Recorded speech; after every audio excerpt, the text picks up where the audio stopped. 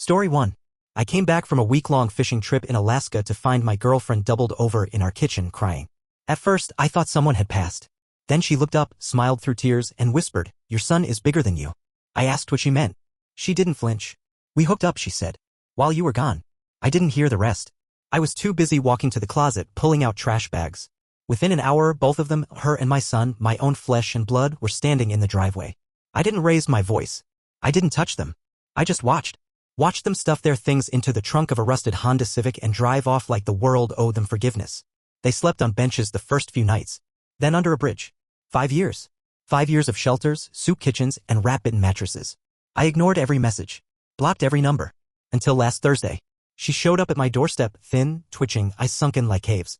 She was crying again, but this time it wasn't some performance. It was raw from the inside. She said she'd caught something. From him. My son. And he? Got it from a man they'd been staying with. A man who'd offered them warmth and took advantage of the deal. She had paperwork. Medical reports. She begged to stay the night. I let her sit on the porch while I locked the door. The next morning, I drove to the park bench they used to sleep on. Carved into the wood was a message. "Sorry, Dad." But I didn't feel sorry. I didn't feel anything at all. Except maybe curiosity. What happens when shame comes home infected? And where does a son sleep after he's ruined 2 lives? Edit, he messaged me today. Said he misses me. I told him to ask his step-girlfriend. Then I blocked him again. Let them rot together. They chose each other. Story 2. I heard the splash before I saw the damage. It came from the backyard. A sharp plunk followed by my mother's voice, low, trembling. I stepped out just in time to see her standing over the birdbath, hands soaked, breathing hard. My laptop bobbed on the surface like a drowned animal. She didn't look at me. Just whispered, "I can't unsee it." I thought she was being dramatic. Maybe she found my search history. Maybe she saw a meme she didn't understand. I pulled the laptop out, water pouring from the port's screen already flickering. "It was your uncle," she said. "It was him. He used your computer." I didn't understand until I dried the hard drive and plugged it into an adapter. Folders. Hidden ones. Buried under innocuous names like Tax 2021 and Recipes. Inside were hundreds of images. Private shots. Her friends. Not just social media selfies, these were personal. Sensitive. Intimate. Names I recognized, Aunt Trina, Ms. Gale from down the street, even her yoga instructor. It made my skin crawl. And they weren't taken by them. These weren't selfies. These were from hidden angles. Behind doors. Through windows. They were being watched. Tracked. My uncle had stayed with us for 3 weeks last summer. He'd asked to borrow my computer for a job search. I said sure. Didn't even think twice. I didn't know he'd installed backup software. Didn't know he'd used it to collect this. My mom pieced it together after she saw a notification pop up while using my laptop, a sync from an external drive labeled reference_material.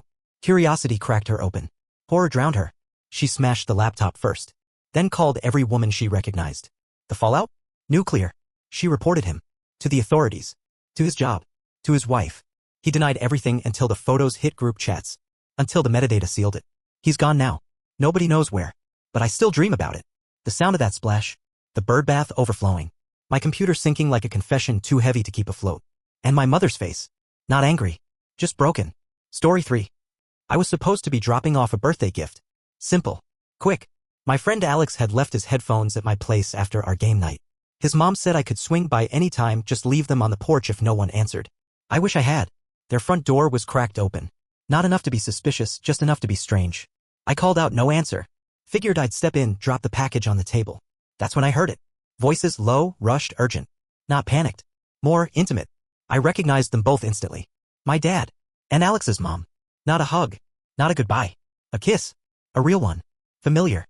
Rehearsed. I froze. He was supposed to be at a work seminar across the city. She? Married. At least she had been. Her husband passed a year ago and Alex had barely recovered from it. They didn't see me. I stepped back, heart pounding so loud I thought it would echo. Drove home with the gift still in my lap. Dinner that night felt like a stage play. My dad joked about traffic. I stared at my spaghetti like it held answers. I didn't confront him. At least not yet. Instead, I tested things. Left questions hanging. How was the seminar? Do you still talk to Alex's family? He lied smoothly. Too smoothly. So I checked his phone when he showered. Found a name saved as Mike, accounting. It wasn't Mike. It was her. Their messages weren't graphic. But they didn't need to be. Hidden meetings. Miss you already. Same time next week? Alex knew something was off too. Said his mom smiled at her phone more. Started dressing like she used to. He was happy for her, until I told him the truth. We didn't speak for 2 months. Then one night, Alex showed up at my door. Tossed a photo at me. his mom and my dad, holding hands, at a restaurant 2 towns over. He didn't say anything, just walked away. My family hasn't been the same since. Sometimes the things you stumble into don't just change relationships. They rewrite every memory that came before. Story 4. She said it like she was asking for the salt. Pack your things. You're not staying here if you can't even tie your shoes.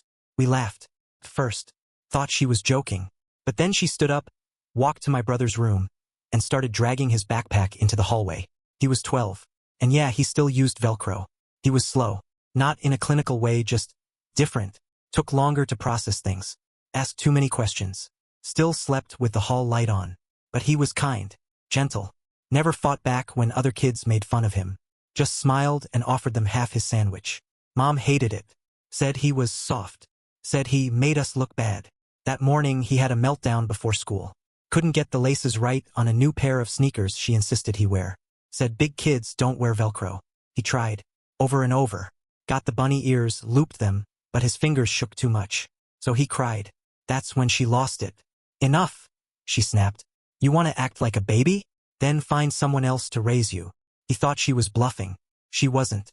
By that afternoon, his room was stripped. She dropped him off at our aunt's house with a single trash bag of clothes and a warning. Don't let him come back until he grows up. I visited him 2 days later. He looked confused, like the world had tilted and he hadn't found his balance yet. He kept asking what he'd done wrong. I didn't know what to say. He spent the next 3 years there, tying his shoes eventually, learning to make toast, riding his bike in slow circles around the same cul-de-sac. Our aunt never made him feel small. Last week, he graduated high school, valedictorian. He's heading to a college that offered him a full ride for engineering. He sent Mom an invite to the ceremony. She never showed, didn't even send a card. But he still tied his own shoes that morning. Slowly, deliberately, with perfect loops. I watched from the crowd as he walked the stage. And I smiled. Because some people learn how to stand tall after being told they weren't worth the space they took up. Story 5. I still have the scar. Just above my eyebrow, shaped like a crooked checkmark. The bike was blue, metallic, too new for our street. It shimmered like something from a catalog, with rubber grips that didn't even have finger dents yet. He wheeled it in grinning like he'd built it himself. Happy birthday, champ. I was 11. I didn't ask where it came from, until I fell. 3 days later, I took it down the biggest hill near our school. No helmet, no brakes, just adrenaline and that feeling kids get when they believe the world is theirs. The front tire caught a pothole. I flew. Woke up in the nurse's office with gauze on my head and my dad's voice echoing from the hallway. Loud, panicked, angry. At first, I thought he was mad I'd hurt myself. But then I caught one sentence. They've been looking for that bike, man. It had a tracker. You didn't say there was a tracker. It wasn't just from a friend. It wasn't gently used. He'd stolen it. From the porch of some family 2 blocks over. Their kid had gotten it for Christmas. Still had the bow on the frame. I didn't know what to feel. Shame? Embarrassment? I just remember sitting there with dried blood on my face while the truth settled like sand in a jar. The school called the police. The bike was returned. My dad didn't get arrested. He talked his way out, blamed confusion, said it was left on the curb. But after that, the neighborhood saw us differently. Quiet stares, sideways glances. He bought me another bike later, a cheap one from a yard sale. I never rode it. The scar stayed. People ask sometimes what happened. I tell them I fell, but not from a bike. From the pedestal I'd put him on. That's what really left a mark. Story 6. Tasted. Off. Not bad, just wrong. Like someone had seasoned it with metal shavings and regret. My mother-in-law called it her secret family stew. Said she used a special blend of spices passed down from her grandmother. I smiled, nodded, swallowed. By the 3rd spoonful, my stomach clenched. By the 5th, I couldn't feel my hands. I made it to the bathroom just in time to collapse. The next few hours are a blur, sirens, flashing lights, my wife screaming at someone, the EMT asking what I ate. I couldn't speak, just pointed toward the kitchen. At the hospital, they ran tests. Fast. The nurse came back pale. You've been exposed to a household chemical. Something typically used for pest prevention. Rat deterrent. In the stew. I didn't believe it at first. Thought maybe someone spiked my drink. Or it was a bad batch of meat. Until my wife showed me the spice jar. Labeled salt. Inside? Pale blue crystals. Shimmery. Granular. Not salt. Not remotely. Turns out my mother-in-law had been reorganizing the pantry a few days earlier. Found an unlabeled bag under the sink. Assumed it was specialty salt. Transferred it to a shaker. Never checked. She was horrified. Genuinely. But here's where it gets weird. It wasn't the first time something of mine had gone wrong in that kitchen. A year ago, she accidentally added shellfish to a dish despite my allergy. Another time, she undercooked chicken so badly it was nearly raw. She always played it off. Oops. Silly me. I'm not used to cooking for sensitive stomachs. We never reported the incident. But I started keeping a detailed list. Dates. Photos. Labels. Incidents. Just in case. Now I eat before we visit. Smile through dinners with an empty plate. And every time she offers to pack leftovers, I politely decline. Because maybe it was an accident. But maybe? It wasn't. Story 7. It wasn't a crash. It wasn't even fast. The car was going maybe 20, rolling through the neighborhood on our way to school. I leaned against the passenger door, still groggy from barely sleeping. Then it opened. No warning. No click. Just air cold, rushing, and violent. And then pavement. I hit the ground hard enough to forget what day it was. My backpack cushioned part of the fall. My elbow didn't get the memo. It scraped across the asphalt, leaving a trail of skin behind. When I sat up, the car was still moving. My dad didn't stop right away. Just slowed, looked back in the mirror, then finally pulled over. No shouting. No panic. Just, I told you not to lean on the door. As if it was my fault. The thing hadn't latched properly for months. The hinge was warped from some fender bender he never told the insurance about. You had to slam it, then lock it manually or risk it swinging open. I told him. My mom had begged. Even the mechanic down the street warned him. He said it was fine. Said it had character. I had a sprained wrist and road rash down one leg. At school, the nurse asked what happened. I said I tripped. Easier than explaining indifference. Dad picked me up like nothing happened. Asked how my classes were. I didn't answer. That night, he finally duct taped the door shut. Not repaired. Just sealed. And when I asked why he never fixed it properly, he said, it's just a car. You're fine. But it wasn't just a car. And I wasn't fine. Years later, I drive my own beat-up sedan. It stalls sometimes. The AC's a joke. But the doors? They lock. They hold. Because no one deserves to fall. Just because someone else couldn't be bothered to care. Story 8. He called it an opportunity. Said some guys he knew were looking for help and I could make real money more than flipping burgers or sweeping gas station floors. I was 17, living on his couch. No other offers were coming. So I said I'd listen. He took me to a rundown garage behind a pawn shop. 4 men stood around a rusted-out SUV, chain-smoking and tossing cards into a plastic crate. They didn't look up when we walked in.